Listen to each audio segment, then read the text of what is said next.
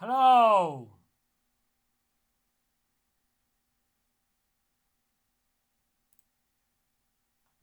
So, this is the fifth lecture in a series of lectures on the economic and social history of Malta. And the fifth lecture is on the Second World War, which is a turning point for the creation, basically, of the working class movement, and we are going to discuss and analyze what led to the creation of the working class movement, which basically is the turning point in Maltese politics. So the Second World War induced the conditions for the creation of the working class movement in Malta. Now,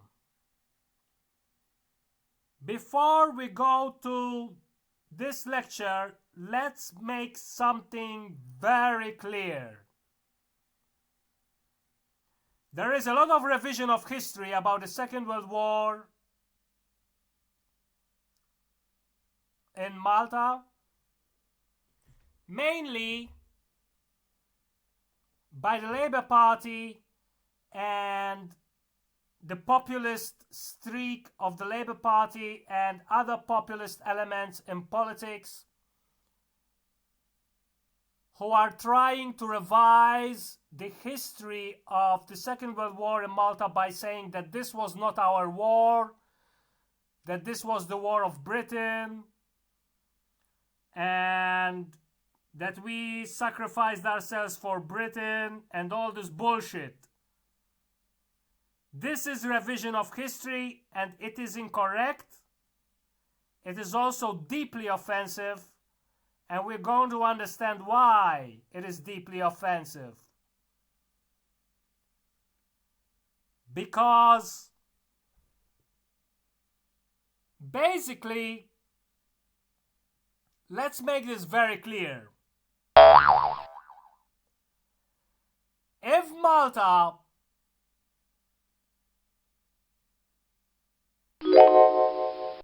was occupied by the Nazis or the Italians, which would effectively have led to the occupation of the Nazis, because Malta was a very important strategic asset in the Second World War in the African theater of war. And Malta was useful for the African theater of war. So the Germans coveted Malta very much, even though they could not take it. And they tried to take it. They had Operation Hercules, and they tried to turn Malta defenseless in order to invade it and take it over, because British planes used to fly from Malta to attack German shipping aimed at North Africa, because Hitler wanted to take North Africa to drive to the Caucasus and the Soviet Union through North Africa and take over the oil fields in the Near East through North Africa. And Malta impeded Hitler from this task. The reality is that if Malta were to fall under the Nazis, the Labour Party would have been effectively liquidated, starting from Paul Boffa. The socialists in Malta would have been liquidated. Many others would have been sent to the concentration camps. And Malta would have been extremely different. We would have had no Labour Party and no working class movement whatsoever if Malta fell under the Nazis. And if Malta fell under the Italians, we would have effectively been also occupied by the Nazis, because it was Germany which was doing the dirty work in the war. The Italians were very incompetent in the war. So let's make this very clear. Malta fought on the right side of history, and it also fought for itself. And the Labour Party was the most political grouping in Malta which benefited from the fact that Malta did not fall under Nazi rule. So let's make this very clear. Secondly, the so-called nationalists who were deported to Uganda before the Second World War, those were a genuine national security risks because they supported Mussolini. And this is documented extensively. I have a paper about this. You can read this. My paper about this is online. I was the first historian to dig deep through the British archives to study the fascism, the history of fascism in Malta in the 1930s.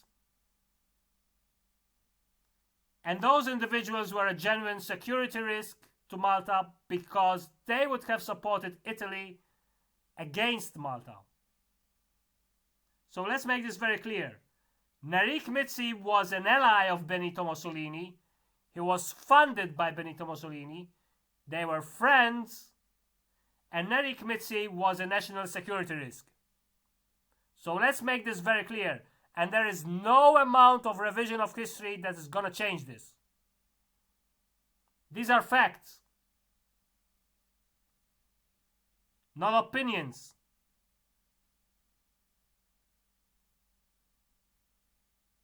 So, Malta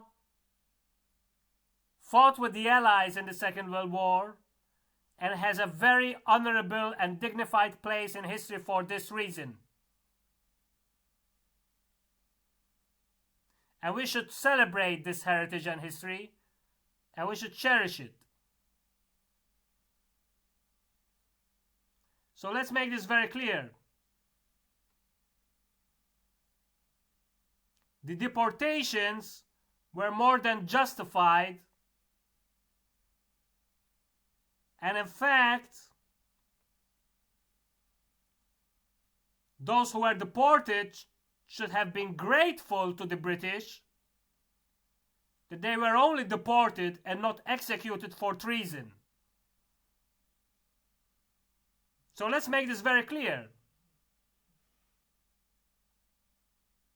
Now, we're going to discuss the Second World War straight from the history of the dockyard to continue the thread about the importance of this and the central importance of the dockyard in the history of Malta.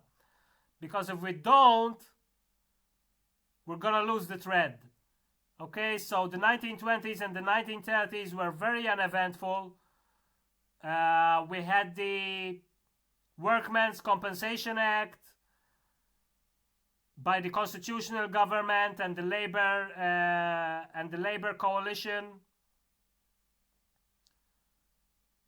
The construction of a hospital, the workmen's benefits.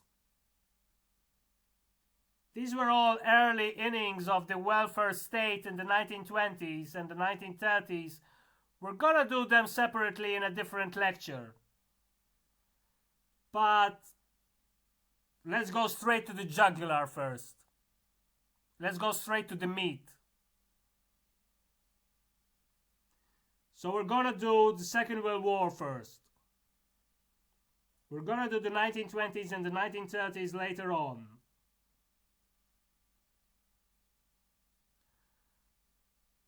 So, the Italians were forced into the war. Well, I'm not gonna say, well, the Italians like to say they were forced into the war by Hitler.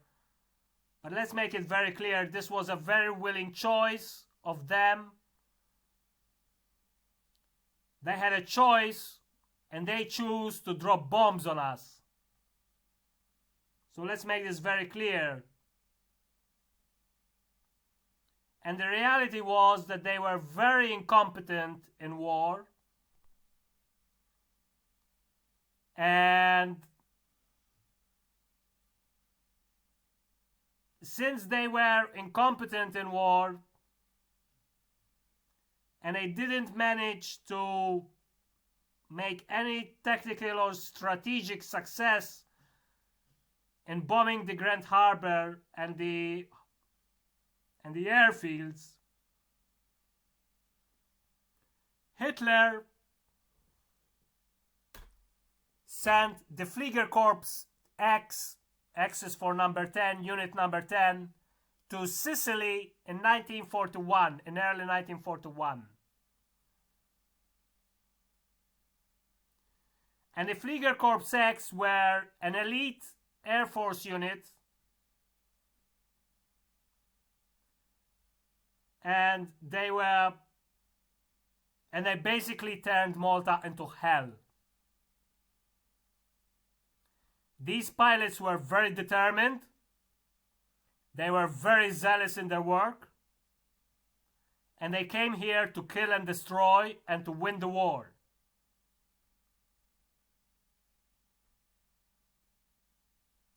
And many of them lie deep under our seas, at the bottom of the seas where they belong. Because many of them died during the fighting in Malta.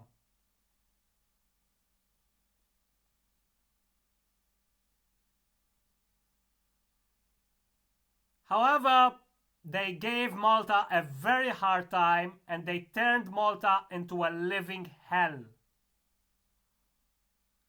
And I put a picture of a Stuka dive bomber because these planes were very terrifying. They made a very screeching noise when they used to dive down to drop their bombs, and they were terrifying. So apart from being very destructive, these planes were very terrifying. You wouldn't want one of them flying towards you.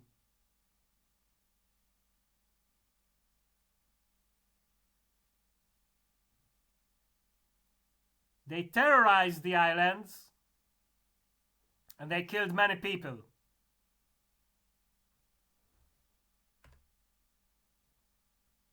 They destroyed more than 30,000 buildings and they created a massive refugee crisis in Malta. People from the 3 cities had to evacuate.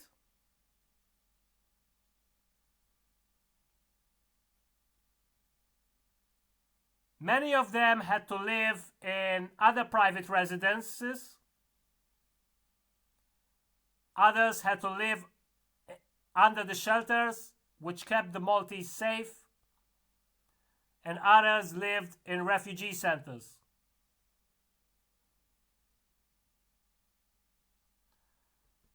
So Malta had an internal refugee crisis. And you had many people from the 3 cities who went to live in Gozo or Melilla. And you still have today the descendants of these refugees today. So you find plenty of people from Gozo who originally are not from Gozo, but their forefathers were from Cospicua or Senglia or Valletta. Same in Melilla. And other areas in the north of Malta.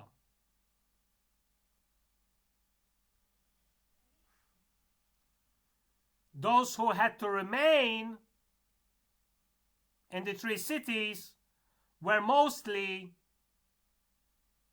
the workers who had to work in the dockyard and with the British services and these people lived hell.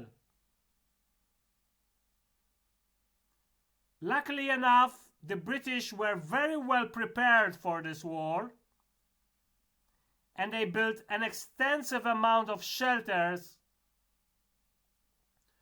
which were successful in keeping many Maltese people safe. And it was thanks to the shelters that many people had their lives saved.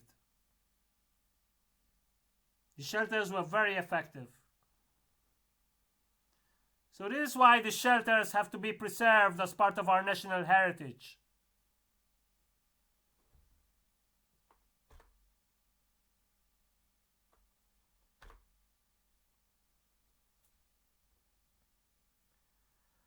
Now you had very high inflation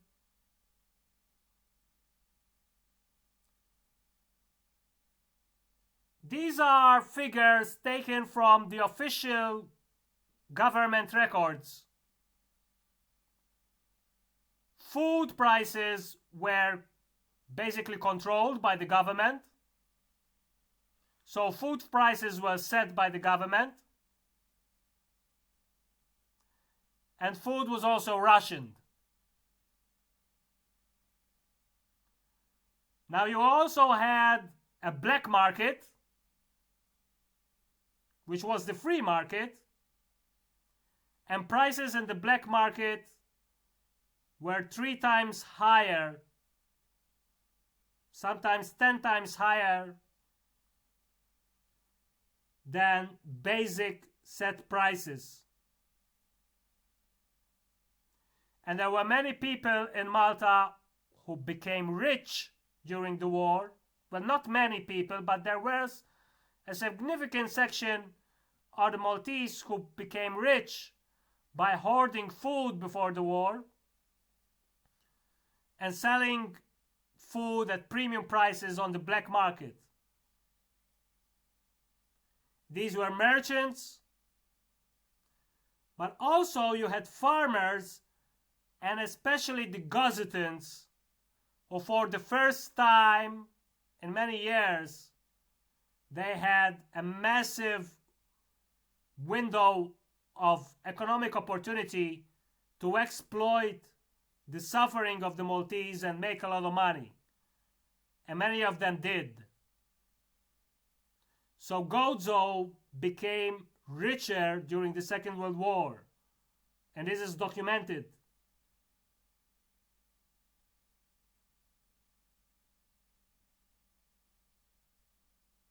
Now this, of course, was immoral and very highly unethical, but this was the reality. Whoever had food could sell it at very high prices and make good money during the Second World War. As you can see, inflation was higher in Malta than it was in the UK because food was scarcer here. And wages didn't go up as high as inflation.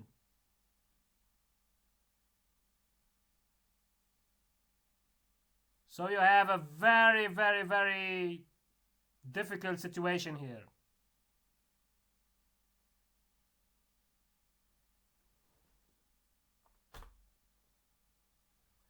The height of war was between June-July 1942. And during that period, an adult male would have consumed 1,450 calories daily. This is less than the minimum amount. Minimum amount for a woman is 2,000, for a man is 2,500. You probably consume around 4,000 calories every day.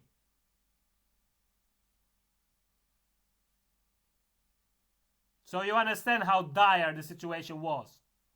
There was no meat, there was no fish, there was barely any fruit, and the diet was based on vegetables and potatoes and some bread.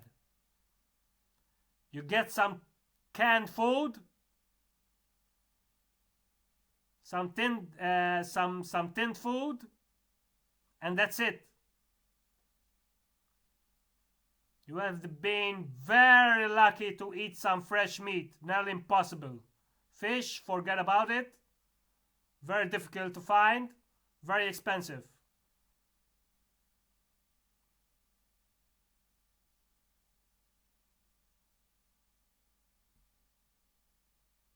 Now someday I'm gonna do a video with and I would show you this diet, you know. Try to eat this diet for 3 days to see how you feel. You'd go crazy. I guarantee it. Your stomach would start hurting and your bodily functions would start waning off. You would have no energy either to think or work. But in these conditions, the dockyard workers had to go to work, repair ships, and defend the dockyard themselves with anti-air defenses. Can you imagine the heroism of these people? Can you imagine the strength and the will of these people to go to work? And not only you have to work, but you also have to defend your workplace with anti-air defenses.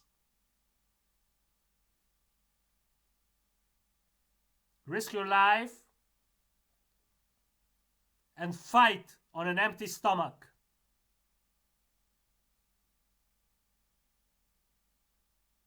Can you imagine? Try to imagine. You know, try to play football or try to do sport on an empty stomach.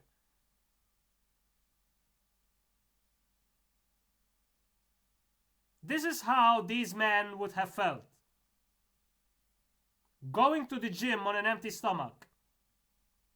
Try to do that to understand what these people went through.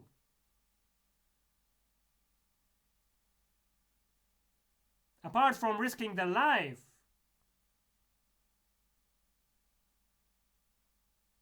it's incredible. And this is why the revision of history is very offensive. These people went through hell so that we can enjoy the freedoms that we have today. You will understand at the end of this lecture what I'm speaking about. You will understand. Just give it time. Just take time to digest this lecture properly until the very end before making judgment, so that you understand the full complexity of this period.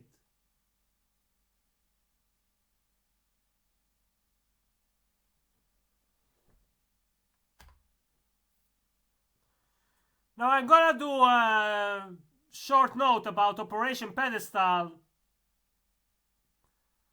Now, Operation Pedestal, the Santa Maria convoy, didn't relieve the island with food. The Operation Pedestal mainly relieved the island with gasoline and fuel. The convoy carried around 88,000 tons of fuel. Most of it was lost at sea. Only around 33,000 of fuel came through.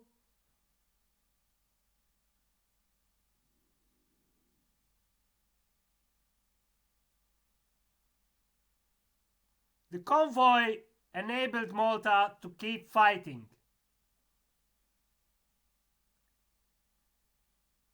It didn't relieve Malta so much with regard to the food situation, though.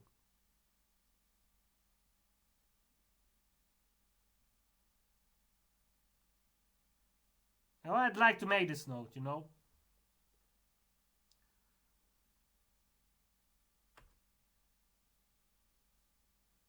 Around 1,500 people died with direct bombings, but many others died with disease and sicknesses. Tuberculosis was the most popular disease.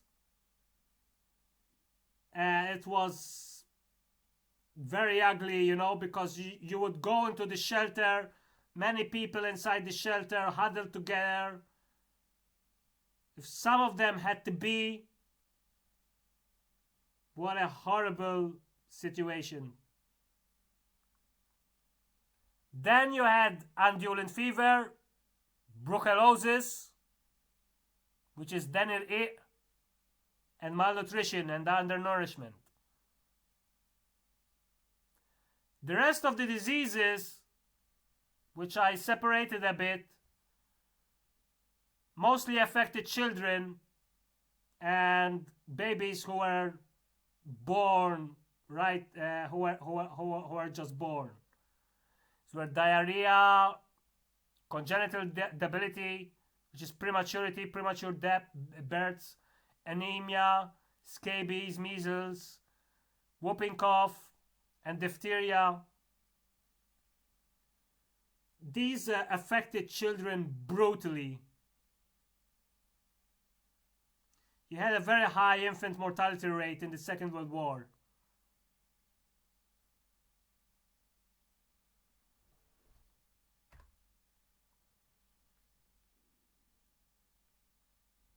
So now we go to the turning point of history. When Hitler was losing the war in Africa and in the Soviet Union,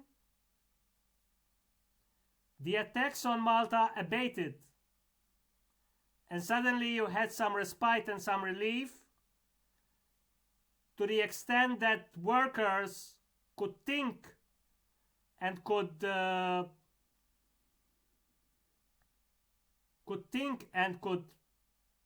act more freely. And one of the things that they did was try to organize. Now, workers had experienced the socialist and trade union uprisings of the First World War, and these were induced and abetted by British workers in Malta. This time the Maltese workers were all alone. There were no British workers inducing this upheaval and this uprising. The Maltese workers were by themselves, but they had a lot of experience, and they experienced layoffs after the First World War, and they knew that after the war was over they were going to experience layoffs again. So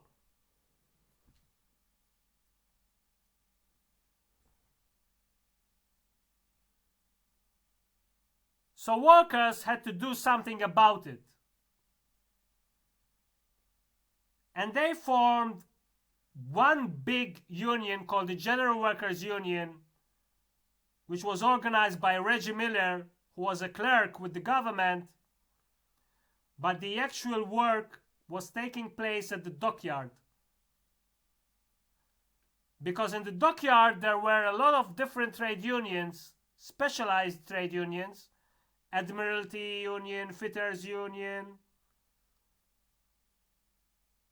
But Reggie Miller wanted one big union so that the workers would have more strength and more power in negotiating with the British authorities. And this was not a top-down phenomenon. Reggie Miller was a leader and an organizer,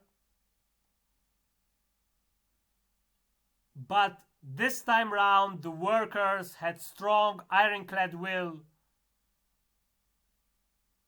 to create their own massive union. So this was an organic process, and Reggie Miller was in harmony with the dockyard workers, and the stars were aligned. and the General Workers' Union was created on July 1943. This was the biggest and most formidable political force ever created in Malta. It wasn't the Labour Party, it wasn't the Nationalist Party. The first formidable, organized political entity in Malta, it was the General Workers' Union. And this was the union which would eventually create the working class movement and launch Dom Mintoff to power.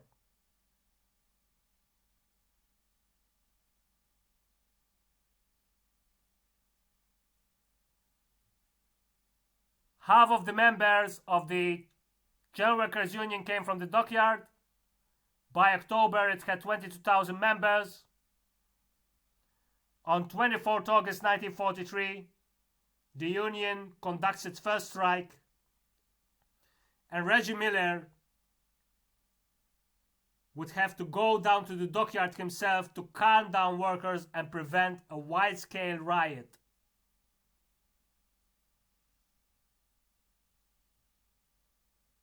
This was the extent of the will of the workers this time round. They were not joking, they were serious. And Reggie Miller could negotiate salary increases for the workers as the workers exerted their pressure.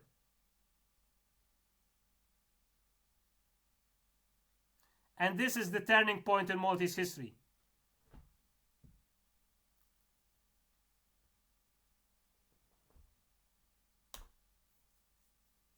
The aftermath of the war led to an infestation of rats, diseases, but also relief and a new hope for reconstruction and new beginnings.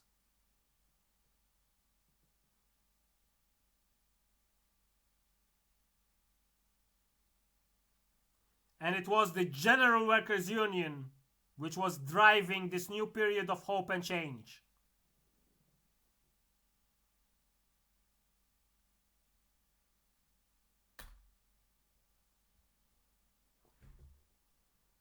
Now I put this picture of Winston Churchill in Malta from 30 January to 3rd February before leaving for the Alta conference. Winston Churchill was in Malta. This photo I think is in Sanglia.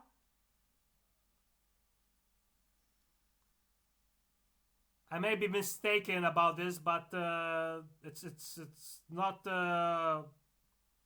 crucially important at this stage for the point that I want to make.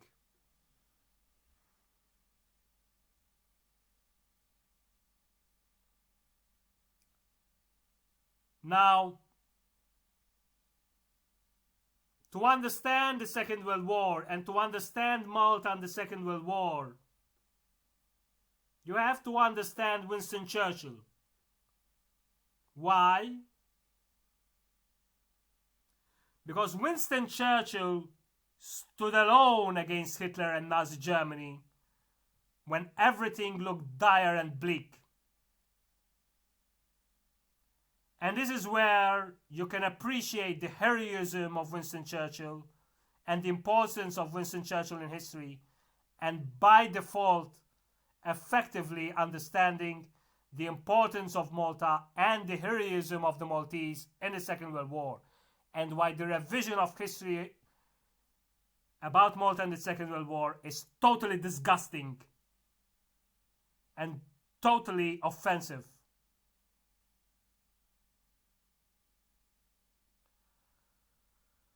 Because nowadays we take the victory of the Allies of the Second World War for granted. Nowadays, when we think about the Second World War, we mostly think about the films and the movies of D-Day, 1944, 1945, the Allies entering Berlin, the Soviets entering Berlin, the Americans landing in Normandy in 1944. All of this is the history of victory. and we take the Second World War for granted. If we look at the Second World War from the lens of 1944 and 1945. Now, let's go back to 1940. Most of Europe is under Hitler's control. Nazi Germany looks invincible. Stalin has a friendship pact with Hitler. He invades and takes over Eastern Poland. Hitler takes over Western Poland. Spain is under Franco. Basically, all of Europe is either under the control of Nazi Germany or other dictators. And this man, Winston Churchill, stands alone and says, no, we're gonna fight this. And we're not gonna tolerate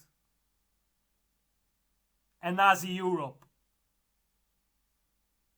Now, can you imagine taking this position in 1939 when Hitler looked invincible and when Hitler made a friendship pact with Stalin? And this man alone in Europe says, no, we're gonna fight.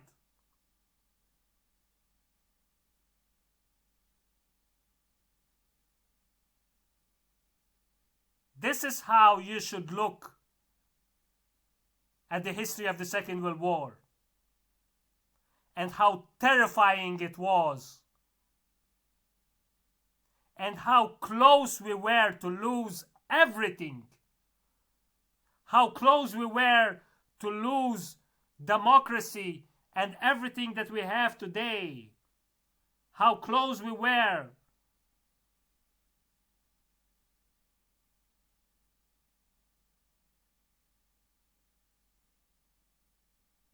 This is why and how you can appreciate the greatness of Winston Churchill. And yes, I have no doubt that many of you will be polemical and say, Winston Churchill was an imperialist, he committed crimes in India and Africa, and he was a big criminal, a big imperialist criminal, and yes, we know this. We know. But the reality is that this man took a heroic and brave stand against Hitler by himself.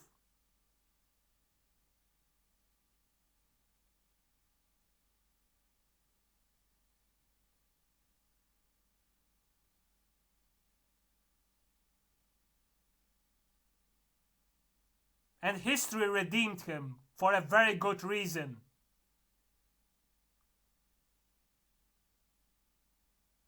Because if he didn't stand against Hitler, if we didn't stand against Hitler in 1939 and 1940, then basically Hitler would have won. Hitler was winning. He had most of Europe under his control. And he was even friends with Stalin. Stalin didn't even believe that Hitler would invade the Soviet Union until even days after the Nazis actually invaded the Soviet Union. This was how opportunistic, cowardly, and treacherous Stalin was.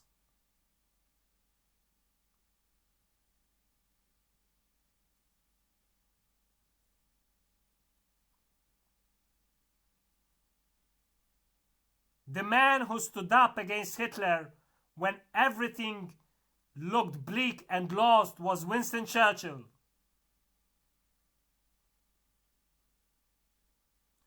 And Malta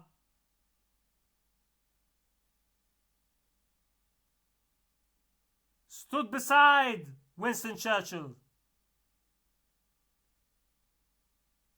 Can you imagine what a dignified place in history, what an honor in history do we have to be one of the first and earliest peoples in the Second World War to stand firm against Hitler? What an honor! What greatness! And this is why we should cherish and celebrate the history of the Second World War. And we should not allow any revision of history. Because the Maltese and the dockyard workers who stood firm back then basically not only saved our country and our future, they saved all of Europe. And if this sounds emotional for you, because it is, because history is not made of numbers. History is made of real people, real emotions, real experiences.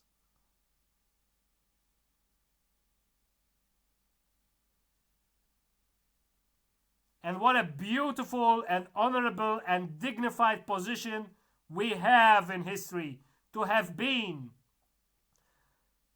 at the forefront with the British fighting against Hitler from the very beginning, even before the Soviet Union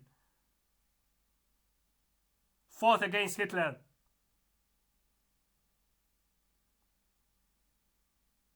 This is the honor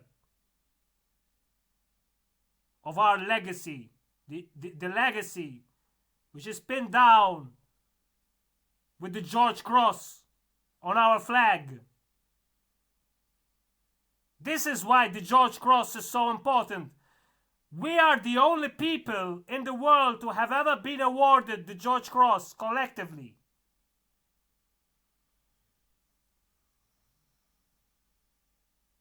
This is why the George Cross stands on our flag. Our George Cross on our flag is a symbol of anti-Nazism, a symbol of freedom, and a symbol of resilience when all the odds were against us.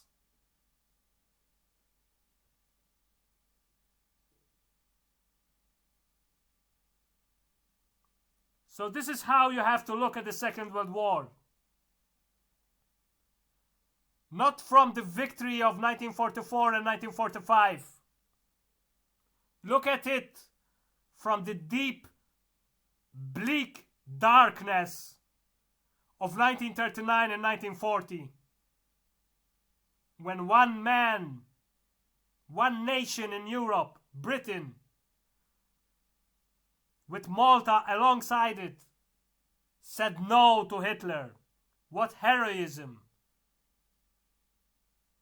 What greatness! We can only dream to have leaders like him nowadays.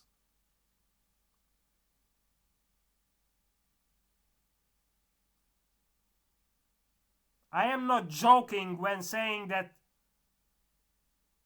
Churchill is only matched by Volodymyr Zelensky in history. Nobody else matches them.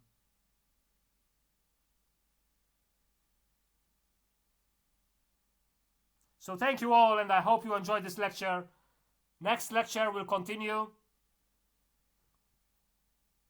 And I hope you enjoyed it. Support the Maltese Herald